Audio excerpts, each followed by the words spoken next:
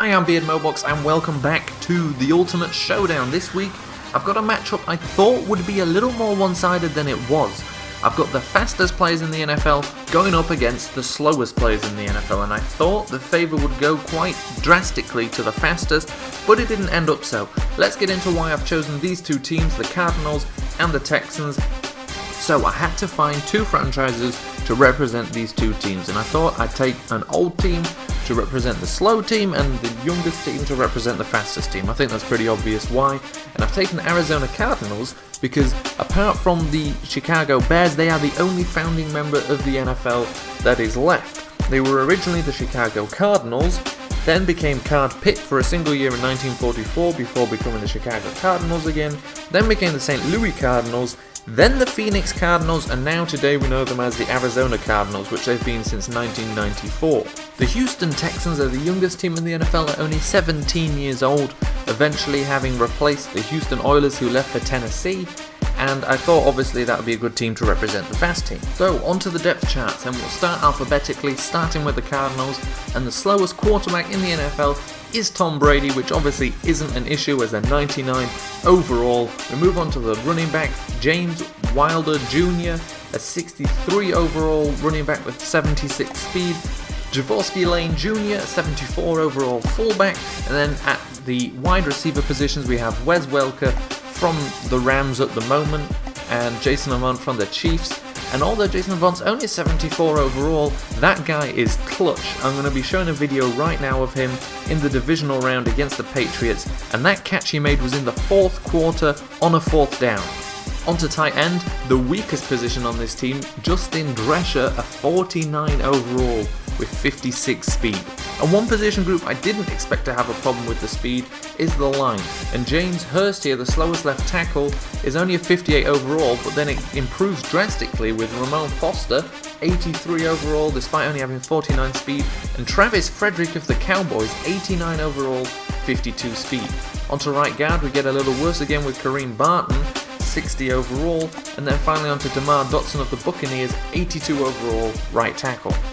I figured with the slow defense we'd go for a 4-3 to give those defensive tackles who were likely to be better players than slow middle linebackers a better chance, so we've got at left end Vance Walker, 77 overall, 58 speed, John Hughes III, 79 overall, not bad at all, 60 speed, and then Damon Harrison of the Jets, 88 overall with 50 speed, and the slowest player, Terrence Cody, 73 overall, 45 speed. Former Redskins special teams standout Lorenzo Alexander, 76 overall, 65 speed at left outside linebacker, Joe Mays of the Chargers, 76 overall, 72 speed, and James Harrison, of course, the Steelers legend, 85 overall, 69 speed. The cornerbacks, these two being the slowest cornerbacks in the NFL, still both 84 speed, 77 overall, and 72 overall for Will Blackman, and then Hussein Abdullah, 80 overall, 80 speed at free safety, and James Ihedebo, 87 overall, 78 speed. So it's not bad for the cornerbacks at all. Matt Bryant, 91 overall, of course speed does not matter for the kickers, and then Shane Leckler, 85 overall, 60 speed. And that does it with the slow team.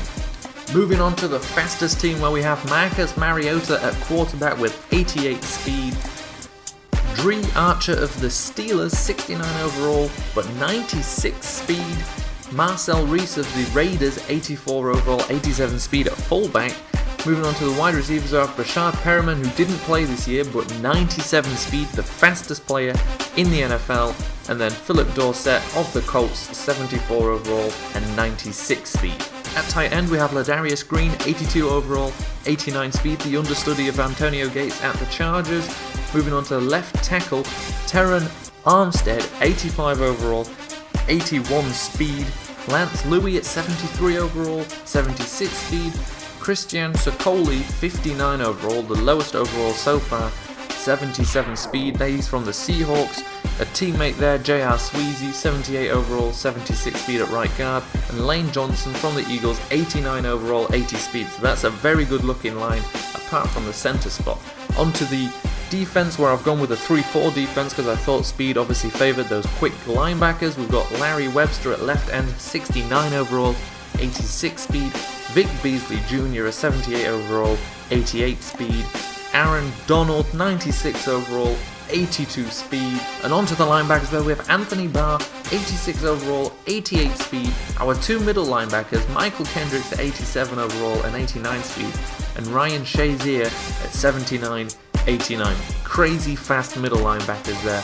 And Eric Pinkins of the Seahawks, we've seen them a couple of times already now, 62 overall but 90 speed. So we have a mixed bag at cornerback where we have Trey Wayne, 75 overall, 95 speed, but then we have Salim Hakeem, a 55 overall, that's very, very low, but a 96 speed.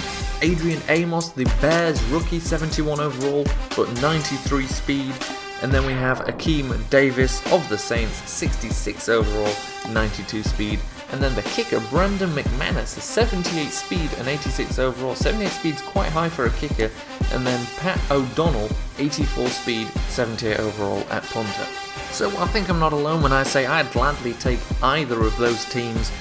You know, whether they're slow or fast, there's some very good players in all of them. You've obviously got Brady as the number one guy on the slow team, but so many players on the quick team that are outstanding and a much better line, I think, than the slow team. Although both lines are pretty good, so it shows speed, both at the top level and at the bottom level, is good and bad for the linemen. But I think I can't resist just the pure speed of the fast team. Play that funky music, white boy.